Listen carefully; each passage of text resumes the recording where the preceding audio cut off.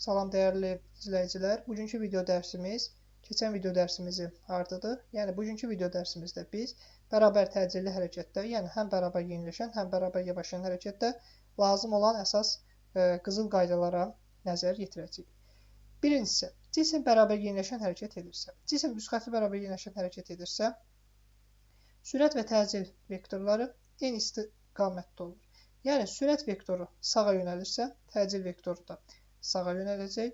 Sürət vektoru sola yönəlibsə, təcil vektoru da sola yönələcək.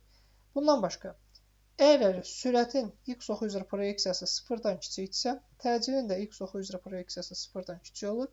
Sürətin x oxu üzrə proyeksiyası 0-dan böyükdürsə, təcilin də x oxu üzrə proyeksiyası 0-dan böyük olur. Yəni bərabər yeniləşən hərəkətdə sürət və təcilin x oxları üzrə proyeksiyalı işarələri eyni olur. Yəni Vx 0-dan kiçikdirsə, Ax da 0-dan kiçikdir, Vx 0-dan böyükdürsə, Ax da 0-dan böyükdür.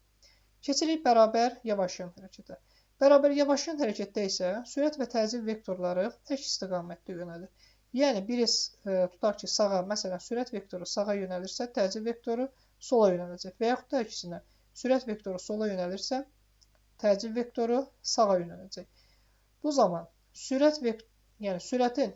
cismin sürətinin x oxu üzrə proyeksiyası 0-dan kiçikdirsə, təcilin x oxu üzrə proyeksiyası 0-dan böyük olur. Sürətin x oxu üzrə proyeksiyası 0-dan böyükdürsə, təcilin x oxu üzrə proyeksiyası isə 0-dan kiçik olur.